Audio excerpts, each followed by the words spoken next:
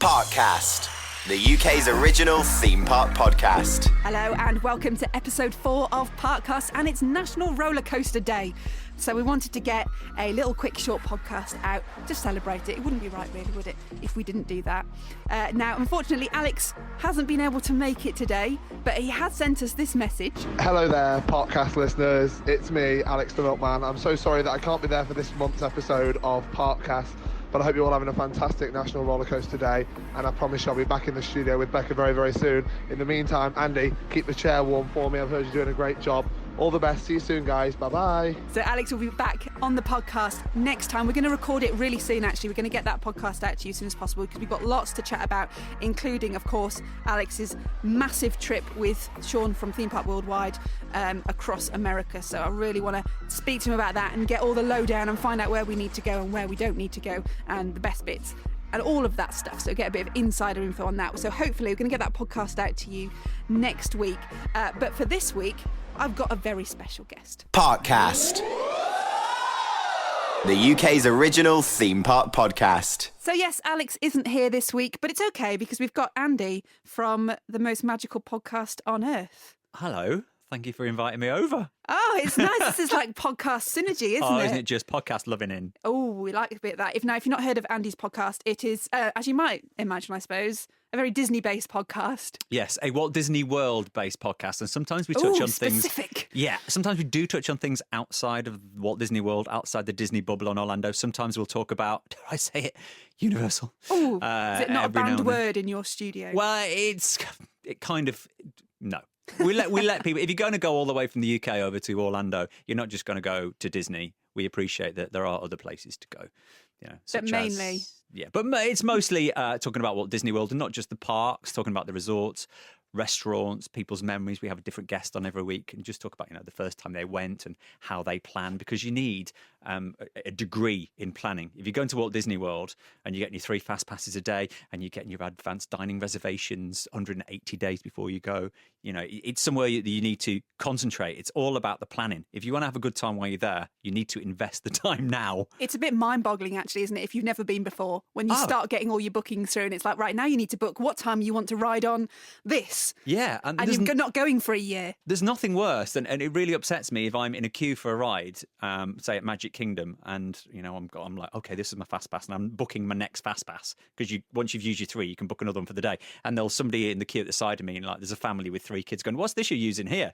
I go, "This is my Disney experience. This is where you book your fast passes." And you went, and that has happened to me. I've been in the queue, and people have just don't know. Completely unaware. I'm like, what? You're queuing 3 hours to go on Flight of Passage in Animal Kingdom, and you could have 60 days ago had this in the bag. Yeah, it does take a very organised kind of person, though, I think, to get your head. You can't just fly by the seat of your pants, can you? No, you can. We had a guest on a couple of weeks ago who she's been 9 or 10 times and got a last-minute deal the week before and just flew out. And I was like, as a Disney fan who loves planning, which she was, what was it like? She went, "Do you know what? If you are on it and you know which rides are going to be really busy, like I mentioned, Flight of Passage at Animal Kingdom, which is still getting 2 or 3 hour queues. But if you get there for rope drop and you know where to go, half an hour you can be on that ride, and then the rest of the park is your own. It's just knowing how to do it."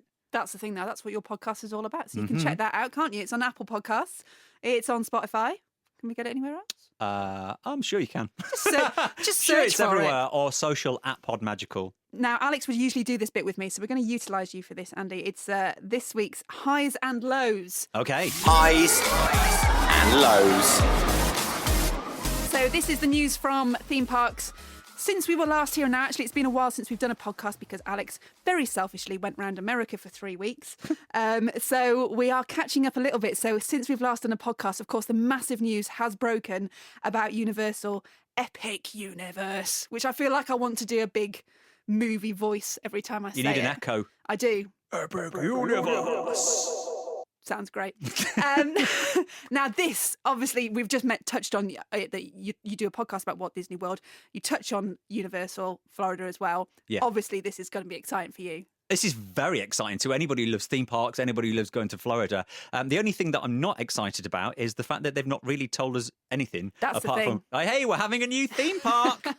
And it's literally that, isn't it? I mean, they've got us all excited on tenterhooks, but literally there is no information coming through. There's not really even many rumours about what we're going to see in there. We just know this is the first major park to open in America for 20 years. Well, not if you say that to Universal, because obviously their last water park they class as a theme park. It's not. They already said they've got 3 theme parks. They haven't. They've got 2 and a water park. Volcano Bay is not a theme park. Can we just, let's just get that straight right there. Hashtag not a theme park. Not a theme park. Although Universal's Epic Universe Universal, or whatever they've called it, they did release a map of the park, like with an artist's impression of what it's going to be like. So if you zoom in with detail, you can kind of go, okay, is this Super Nintendo Land is going to be here? Is this a little bit more Harry Potter that's going in here? There's quite a lot of roller coasters that you can see on that. Which is always great news. We always say on this show, so Alex is very much a theme park enthusiast. He loves the whole experience of a park. I am all about roller coasters. So for me, more roller coasters is always great news. And of course, over in Orlando, there will be themed roller coasters. So you'll both be really happy. Best of everything. But they're probably 4, 5, 6 hour queues when it first opens. But yeah, obviously excited about this. Going to carry on following this as it develops and as we get more news on it. So for now, that's just it. But it is a high. Certainly the fact that there's a brand new theme park being developed. We don't hear about this kind of thing very often, do we? And they've got so much land. If you have a look at the amount of land they've got, I think they've got twice the amount of land for this park than they've currently got for the 2 existing parks. If you have a look, because I know they're going to build new resorts around it as well. But I think once this is opened, it wouldn't surprise me within, 10, 15 years' time, there is a 4th theme park down there as well, because there's a lot of land that they bought. And we can only hope so. It's only good news for us enthusiasts and theme park fans. And it means when you're making the trip over to Florida, it's just even more to see, isn't it? It just makes that flight cost even more worth it. A little bit closer to home, another good news story this week. The Flamingo Land 10 inversion coaster. It has finally got its planning permission. It's definitely going to happen. There are signs which have gone up around the park. And it's being built by Intamin, who build Colossus at Thorpe Park. It's another 10 inversion coaster, a bit like Colossus. The rumour is it's actually a roller coaster that was built for another park, didn't manage to ever get used. The park went into administration, so this roller coaster's just been lying there dormant. Flamingo Land have bought it and shipped it over to the UK. Do we know what was the other park that went into administration? It was a park called Hopi Hari in Brazil. Okay. So this roller coaster's just been sort of built and waiting to be ridden for a long time, and it's going to be called. It has got 10 inversions on it, so imaginatively they are calling it Inversion. Oh, I think you were going to say 10. No, Ben 10. They've had one of those at Drayton Manor. I know, yeah. No, it's going to be called Inversion. So, that is under construction at the moment. I'm sure if you live over that way, you can follow that progress on that. Obviously, lots online about it as well. And then finally, now this is quite prudent for you, I think. There's a news story out this week about Disney and its park attendance dropping. For just about the first time ever, it's dropped by 3%. And the question is, have Disney finally put their park prices too high? Well, I think they have intentionally put their park prices too high. Because if you notice with this report, theme park attendance is down, but in terms of revenue is still up. So have you seen the prices of the annual passes for Disneyland in Florida? They shot up ridiculously earlier on this year. And same year before for Disneyland. But I think that's intentional because I think the crowd levels were just so high, they could either go, okay, we'll stop people coming in. That's not going to happen. So maybe we could charge more. It won't affect revenues, but maybe just put a little people off. But also you've got with that as well, I think the fact that Star Wars Galaxy's Edge is literally about to open is a week on Thursday, I think it opens in Florida. And then you've got Rise of the Resistance, which is the new ride that then opens in December. I think people have just kind of like taken the foot off the pedal a little bit, especially coming from the UK, because, well, most people don't go a few times a year. Maybe I'm not quite in that. I think you and Alex Crump are in the same boat there. But, if you go in, sometimes it's a once-in-a-lifetime trip, and sometimes that once-in-a-lifetime trip becomes every other year, maybe. But if you know that Star Wars is going to be opening, and then 2021, Disney will be celebrating its 50th anniversary, and there's a lot of changes going on at Epcot, I think a lot of people might have gone, okay, let's just not go for a year or two and make that magical trip, maybe 2021. So I don't think Disney will be worried. The fact that the revenue is still high, theme park attendance is down a little bit, I don't think they'll be panicking about that. I'm not saying it was planned. They always want to see their their attendance going up, I would imagine. But the main thing, if it's like any other company, is that black line at the bottom. Yeah, but I think, again, it depends where the attendance comes from, because if you've got regulars who live in Florida, the Florida residents, they will go to the parks, but they won't spend as much as people who are coming from Europe or Brazil, because when you go there, you're spending more on food because it's your holiday. You buy more merch because it's your holiday. More Mickey Mouse ears. More Mickey Mouse ears. Whereas you've got people who go maybe every weekend because they're pass holders, they're not spending as much in the parks. So I think putting the price of the passes up might deter people who would buy those passes, but it's not deterring people to come on holiday and, you know, stay in the hotels and eat on property. And obviously, like you said, with Galaxy's Edge opening, people are going to hang on for that. And once that opens, there's bound to be a massive influx. Yeah, you would think, but I think they've carefully planned this. The fact that it opened in California first, and then it kind of is opening in Florida, but then the other attraction is opening in December. And the fact that it's opening in September, the end of August, September,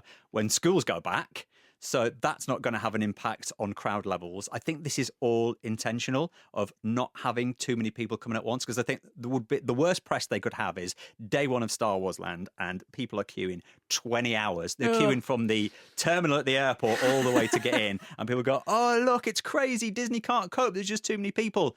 Yeah, crowd levels go down and people go, oh, look, Disney crowd levels are going down. I think Disney are a big enough company to know what's going on. I think this is all part of the plan. And when are you next making your way over there? I will be over there on the 30th of October, which means I can do the last Halloween party on actual Halloween. Oh, which exciting. Is going to be crazy. I've never actually done the Halloween party. And then obviously the week after, on the 8th of December, is the first Christmas party. So I can do Halloween and Christmas. 2 parties all wrapped up in one trip. You planned it. It is. And the first Halloween party in Magic Kingdom is actually tonight. Yeah, I know. Is it? Yeah, middle of August is when the Halloween starts. I've got a friend who's there at the minute, and she's been sending me loads of photographs. All the pumpkins are up around the parks. I can't even deal with that. I was in TK Maxx the other day, and all the Halloween home decorations were out, and I was like, nah, that's too early. And Alton Towers, obviously, they've got all their Scarefest stuff and preview excitement building stuff in Tower Street at the moment, but it's too soon for me. Come on, 2 months. Things like with Halloween and Horror Nights and over at Alton Towers, I think they become more and more popular every year. Yeah. That they just have to start earlier because there's no other way of doing it. You go, okay, it's Easter, so let's start Halloween. April, Halloween is here. Let's just do all year round Halloween. Which is then where they're limited with Christmas, because obviously the Christmas parties are brilliant, but because of the time constrictions, because literally as soon as Halloween's finished, then you're straight into Christmas. So you can't really expand Christmas. No, and you can't drag it on after Christmas because no one's Christmas. It's Valentine's Day. No. Well, that'll be very exciting for you. That is this week's Highs and Lows. Parkcast. The UK's original theme park podcast. So it is National Rollercoaster Day today. It is in the enthusiast calendar, a really important day. It's a real shame Alex couldn't be here today, but Andy's with us. So I just thought we could just have a quick chat about how you kind of got into all this, because obviously you're a massive Disney fan. Would you say you're just a Disney fan, or are you generally a theme park roller coaster fan as well? I am I love Disney, but I do love a theme park and I do love a roller coaster. I remember going to Blackpool Pleasure Beach with a group of friends when I was about 15, 16, and it was the first time we'd had like a proper day out. We got to go to Blackpool on the train, and we just spent the day at the Pleasure Beach. And I remember the first ride I went on was the Revolution. It doesn't seem as crazy now looking at it. Still just as painful though. And I just, from that moment on, that adrenaline, I was petrified. I was looking at it, but all my friends were going, yeah, it's just a roller coaster, you know, it's really cool. But deep down inside, I was like, oh my God, I'm petrified to go on this. You know, there's that first moment when you go on a roller coaster. Yeah. My parents weren't into theme parks and roller coasters, so they never took me on as a kid. You know, they never threw me on at the age of 9. So you just hadn't had that experience of it, that feeling of what it was going to feel like. So I'd always seen them, and then that was it. And then I think the following year was when the big one opened at Blackpool. 1994. So, yeah, give my age away. 25 years ago. So every year, Blackpool was the place to go, and that's where I got into it. And then obviously Alton Towers, because I used to live in Stoke-on-Trent. So having Alton Towers half an hour away and having that Merlin pass was great. It's like, what should we do today? Oh, Alton Towers. Just pop to Alton Towers. Especially when the schools have gone back, especially like on a Tuesday morning when the schools were back. Best time to go to Alton Towers. That is the thing, isn't it? And there's not many benefits in being an adult, generally, but I think being able to go to theme parks during term time is definitely one of them. Yeah, and that's why I like to go to Florida when, it's not summer holidays. It's cooler and there's not as many screaming kids there. And also it's a lot cheaper. And it's a lot cheaper. Just go when it's the cheapest. But I'd say now I'm more of a fan of the theming of a park. Yeah. Like you mentioned that Alex was a fan of this as well. In fact, Yeah. Alex has been on the podcast. Yes, he has. Episode 2, if you want to listen to Alex talking about back. Walt Disney World. But yeah, it's especially with Disney, it's the way they theme it. My favourite ride is Expedition Everest. Yeah. Over at Animal Kingdom. And to look at it as a roller coaster, it's not a big, crazy roller coaster. It's great. But the theming of it, I think, is it still the most expensive roller coaster in the world? But that is not because of the actual track. It's just because of everything that went into everything that goes around it with, the Yeti that doesn't move anymore. Disco Yeti, they call it, because they've got a strobe light on it because it can't move anymore. But just the theming of that and the fact that you're on this little train that's going through the Himalayas and the detail in the queue, the fact that the Disney Imagineers went on this expedition to the Himalayas. And if you have a look at photographs, a great person to follow is Joe Rohde, right? Who's a Disney Imagineer. And he goes on a lot of fact-finding missions. So the photographs that he took on that fact-finding mission, side by side with the queue ride for Expedition Everest, you're like, oh my word, this is not just, it'll probably look like this. Which is what I think a lot of people don't understand. No, unless they've been to a Disney theme park. And if you also haven't seen that picture side by side, you might think, oh yeah, maybe it's a bit like this in on the way up to Everest, but the fact that they've gone to that level of detail anyway. Yeah, I'm more of a fan of a theme park than an amusement park, and I think there's a real difference in that. There is, and I think Alex and certainly Sean from Theme Park Worldwide would totally agree with you on that they are very much theme park fans and they like that whole immersion into an experience. They like dark rides for that reason as well, where you really, you are totally immersed in it. And actually they've done, like I mentioned, Alex went off to America for a few weeks with Sean and they went touring around all these parks. I think it was 22 odd parks in the end that they went to. And all their vlogs are up on the Theme Park Worldwide YouTube channel at the moment. And we'll get Alex talking about this on the next podcast, because the one that really struck me was a park called Silver Dollar City, which is the sister park to Dollywood. Oh, right. And that is probably, your reaction to that is probably what most people's reaction is like. I might have heard of Dollywood. Yeah, really definitely heard of Dollywood. Go and look at that vlog. That park, in terms of theming and immersion, is next level. And it's just, it's a random park in America. It doesn't get talked about in the UK outside of enthusiast circles.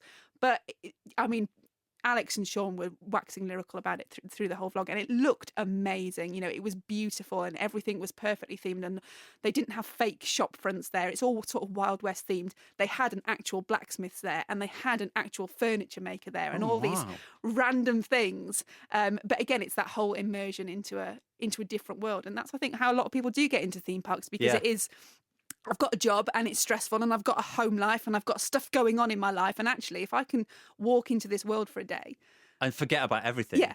Just leave all of that. I'd say especially more with Disney as well, because they've got this policy that everything at Disney, whether it is the theme parks or the hotels or the cruise line, everything has to look day one new. So even though Disneyland in California is, 67 years old now, something like that, it still looks as clean and as new as it did on that opening day. Wow. There's no little chipped bit of paint on a wall. If there is, it'll be painted over. There's a chair that's broken, it's gone and it's replaced. And everything just looks so new and so clean. And obviously you've got the sunshine. Yeah, and that always makes a huge difference to it. A massive undertaking, though, for a park to keep it at that level. But I suppose when you're Disney, you've got that ability to do it. The other one, which I think is probably worth mentioning to you, and I've not been to this park, but I'm going at the end of September in Holland, is Efteling. So again, that's a massively themed, immersive park over in Holland. And not that far away. Not that far away. We're going to go on the boat to Calais and drive up, I think, and it's about 3 hours. Yeah. On the other side of the channel. And fairy tale world, all the rides really heavily themed. Everything's totally immersive. Is this the one that's slightly a rip-off of Disney? Have they got a fake castle? It's not a rip-off of Disney. Is this honestly the one I've heard about that's a little bit of a rip-off? There was some chatter about it in the press a couple of weeks ago, where it was like suddenly a load of people discovered that this park existed, and they were like, it's like Disney but really cheap.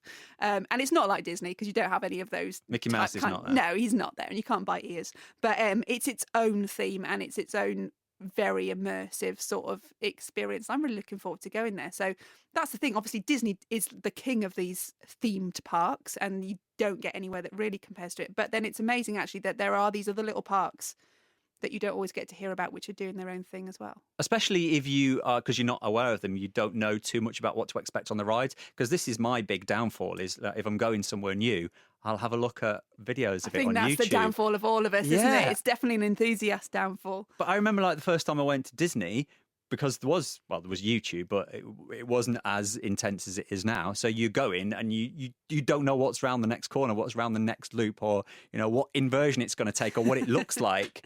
But now it's like, oh yeah, I'm ready for this. I'm looking forward to it for a completely different reason. But to go somewhere new and going, okay, we're going to go here. I'm going to go on all these rides, and I know what they're called, and I've got an idea what will happen, but I don't know second for second what twist or turn is coming next. And actually, a lot of these parks don't let you take on ride footage as well, so you can't spoil it for yourselves in advance. And actually, that's probably one of the things that Alex would say as well, is that there was a lot of chatter on these American blogs, and like I said, on the next podcast, we're going to chat to Alex about this in some massive detail, about how they sometimes seemed a little bit disappointed with some of the rides they were riding. And, he would admit that is because they watched these videos so much, and you've kind of hyped up a ride, I suppose, in your own head. And when you get there and you ride it, it might not be exactly what you were expecting. Yeah. And then it is a disappointment. You built up that anticipation. Yeah. So it's a difficult one. We all want to do it. We all want to sit there on YouTube, I think, and go, oh, let's just see what it's like to go on that ride that I can't get to because it's in Japan or it's on the west coast of America or wherever. But it is that whole, when you do get there, have you sport it for yourself? And exactly, we're talking of that, the brand new fireworks at Mickey's Not So Scary Halloween party that opens tonight. Are you going to watch it? So I'm going to try and not watch it for the next 2 months. What are we, August, September, October? Yeah, I've got two and a bit months. And also there's new fireworks coming to Epcot when I'll be there. So it's like, okay, maybe I'll just get rid of YouTube. Yeah, you have to delete it. Delete Put the YouTube. Parental controls on it for yourself. Yeah. If I just switch to a dial-up internet connection that I used to have back in the 90s, then we'll be fine. I can't watch it anything on YouTube. But it is National Rollercoaster Day. I hope whatever you are doing, if you've managed to get to a park, hope it was a great day out for you. This has just been a little mini podcast, and we'll do Alex's full review of his big American trip on the next one, which will be out very soon. Andy, from the most magical podcast on earth, there is just one more thing I need you to do. What's that? Parkcast. Just gotta ride it. So this is Just Gotta Ride It. It's the part of the show where we ask our guests or someone in the studio to tell us about the ride that you've got to pick one ride in the whole world. So it might not be your favourite, but if it's like you've got one ride left ever that you can go on, you've got to make it this one. It's the one that I've already said. Over at Animal Kingdom, Expedition Everest. And I know that I could ride this over and over and over and over again, because one night we did the late night magic, or whatever they call it, where the park there's literally nobody in. And we were on that ride. We got off it. We got on it again. There were more cast members waving to us. We were the only 2 people on Expedition Everest. I must have gone on about 6 times in a row. Yeah. So why everybody pays for that ticket just so they can do Flight of Passage. We were just doing Expedition Everest over and over and over and over again, because there's a little bit in that ride that just gets your stomach. Oh, really? And every time it gets me. A little bit of airtime. And I always go, I just do this weird little that can only be explained by that noise. But what is it about that ride? Again, it's the theming, and it's that little moment. It's just that, it's the anticipation, because I know it's happening, but I just still love that moment, that little feeling, that little bit of airtime. Yeah. I can't wait till they get on-ride video on that ride and we can actually see that. It's just like that. Andy, thank you very much. You release a new podcast every Friday? Yes, every Friday. Parkcast. The UK's original theme park podcast.